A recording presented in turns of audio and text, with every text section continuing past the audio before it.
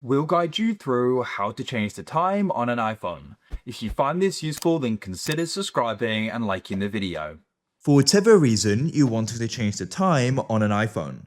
Perhaps it's currently not set to what you want it to be, or you've been traveling and you want to go and change it. So we're going to guide you through how this is done. Make sure this is full guide and don't skip ahead, otherwise you may miss an important part of this. So to go and get started, we need to go and navigate to our settings. So here they are, tap on the app. Now what you can do is you can come and scroll down and you need to go and find the option for general and go and tap there.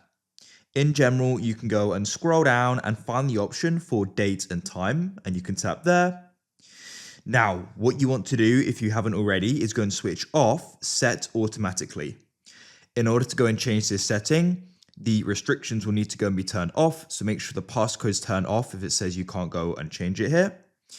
Then what you can do is come down and see the time zone, but we can go and set the time by pressing the time and you can then go and set it to what you want. And that's it.